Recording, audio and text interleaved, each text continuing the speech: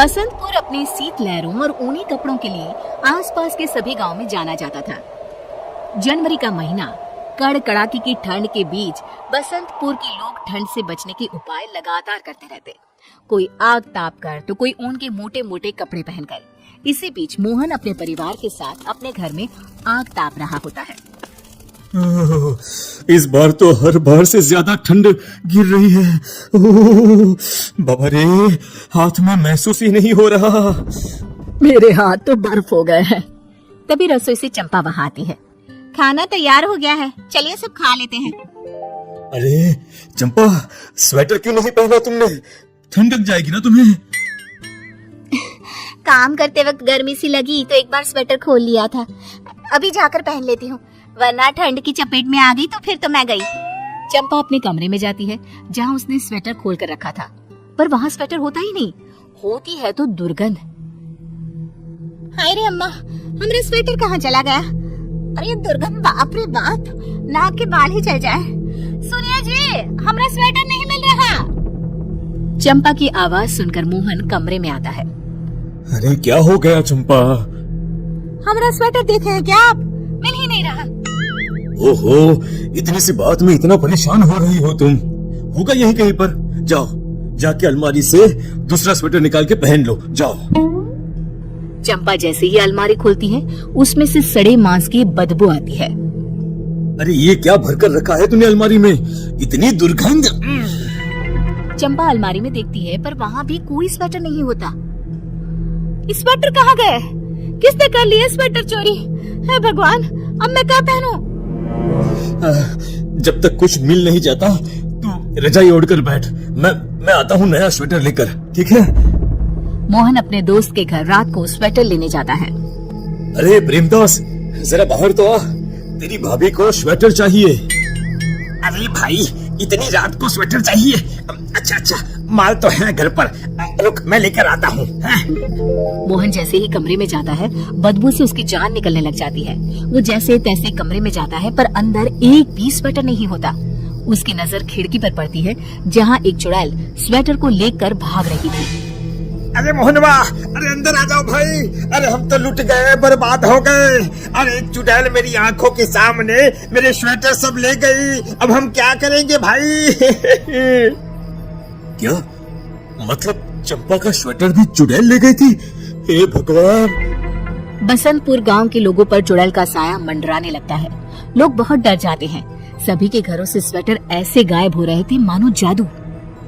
अरे काम काज का तो भट्ठा बैठ गया है। स्वेटर बनाओ तो भी चुड़ैल चुरा कर ले जाएगी।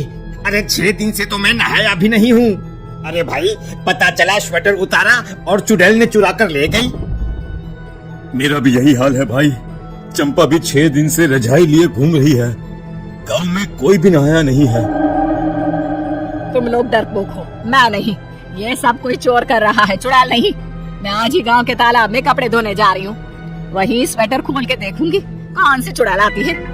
सबके मना करने के बाद भी रंभा तालाब के किनारे बैठ जाती है और अपना स्वेटर अपनी बगल में रख देती है। अरे देखती हूँ कौन लेता है मेरा स्वेटर। तभी वहाँ चुड़ैल आ जाती है। मुझसे डर ही लग रहा है इसे। चुड़ैल नहीं है, अभी दिखाता हूँ। ले आ गई। जिंदगी के 4 दिन तो बाकी है, वो भी नहीं रह गया। मैं नहीं दूंगी अपना स्वेटर, चाहे कुछ भी हो। रंभा अपनी जिद पर अड़ी रहती है, जिसकी कीमत उसे अपनी जान देकर चुकानी पड़ती है। चुड़ैल रंभा को मारकर स्वेटर ले जाती है और रंभा की लाश को नदी में फेंक देती है। ये बात आग की तरह हो गया ना, यही बाकी था। चोरी के साथ साथ मौत। मैं तो पहले ही कहता था, अरे कोई उपाय निकालो। अब तो पैसे भी खत्म होने लगे हैं। ना तो स्वेटर बना पा रहे हैं, ना तो नहा पा रहे हैं। अरे अब तो कोई रास्ता निकालना ही होगा। गांव के सभी लोग एक योजना बनाते हैं और एक स्वेटर गांव के सबसे पुराने पेड़ के नीचे रख देते हैं और छिपकर चुड़ैल के आने का इंतजार करते हैं। एक और स्वेटर। गांव के बददिमाग लोग। चुड़ैल उस स्वेटर को लेकर जंगल की ओर चली जाती है। सभी गांव वाले उसके पीछे पीछे जाते हैं। जहाँ वो लोग देखते हैं कि चुड़ैल गांव की सभी स्वेटर को एक गुफा में छुपाकर बैठी हुई है। तुम लोगों के कारण मेरा बच्चा ठंड से मर गया था, अब तुम लोग इस ठंड में कांपते बैठो। प्यारी को एक चुड़ैल बनने पर मजबूर किया है तुम लोगों ने, अब तुम लोगों को मारकर तुम लोगों के पहने हुए स्वेटर भी मैं चुराऊंगी। चुड़ैल की बात सुन सब गांव वाले जान जाते हैं कि वो कौन है और दोबारा गांव वापस आकर सभा करते हैं। अरे अरे ये तो हमारी प्यारी ही है। अरे पर वो चुड़ैल कैसे बन गई? मुझे पता है। मोहन उन्हें प्यारी की सच्चाई बताता है, जिसके बाद गांव वाले प्लान बनाकर एक बार फिर जंगल की उस गुफा में जाते हैं जहां चुड़ैल सब स्वेटर अपने साथ लिए बैठी होती है। आ गए तुम सब लोग।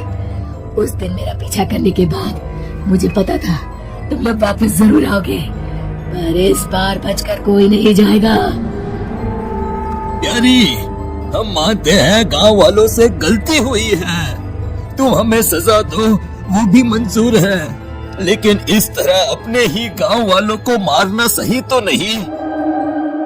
वाह, मैंने तुम सबके घरों में काम किया और जब मेरे बेटे को एक स्वेटर की जरूरत पड़ी बस तो सबने ऐसे मुंह फेरा जैसे मुझे जानते ही ना हो। तुम सबकी वजह से ठंड से मेरा बेटा मर गया। जिस गांव के सभी लोग स्वेटर पहनते हैं वहाँ मेरा बेटा ठंड से मर गया और अब मैं तुम सबको उसी ठंड से तड़पा कर मारूंगी, तभी मेरे बेटे और मुझे शांति मिलेगी। देखो बेटा, ये बदला लेने का सही तरीका नहीं है प्यारी। चिंटू की आत्मा कभी नहीं चाहेगी कि तुम ऐसा करो। हम तुमसे माफी मांगते हैं और वादा करते हैं कि कभी भी हमारे गांव में या आसपास के किसी भी गांव में कोई भी ठंड से नहीं मरेगा। गांव वालों के लाख नए तरीके से समझाने पर भी प्यारी नहीं मानती और एक एक कर सबके स्वेटर छीन लेती है, जिसके बाद कड़ाके की ठंड और कुछ भी गर्म पहनने के लिए ना होने की वजह से गांव में लोगों की मौत होने लगती है। बहुत हुआ, अब मैं इस प्यारी चुड़ैल की एक नहीं चलने दूंगा। प्रेमदास ठंड से कांपता चुड़ैल के पास जाता है। प्यारी बहन, देखो मैं तुम्हारा दर्द समझ सकता हूँ और मैं गांव वालों और अपने बर्ताव के लिए माफी भी मांगता हूँ। मेरा वादा है तुमसे कि आज के बाद हर साल जरूरतमंद लोगों को फ्री में स्वेटर बांटूंगा और तुम्हारे बेटे के नाम से ही बांटूंगा। लेकिन अभी तुम गांव वालों को उनके गर्म कपड़े वापस कर दो। सब अपने किए पर बहुत शर्मिंदा हैं और पछता भी रहे हैं। माफ कर दो बहन, माफ कर दो। प्रेमदास की बातों से प्यारी चुड़ैल का मन पिघल जाता है और वो गांव वालों को माफ कर देती है। गांव वाले प्यारी और उसके बेटे की आत्मा की शांति पूजा करवाते हैं और अपने वादे के मुताबिक सब काम भी करते हैं। हर दिन एक नई कहानी सब्सक्राइब जरूर करो।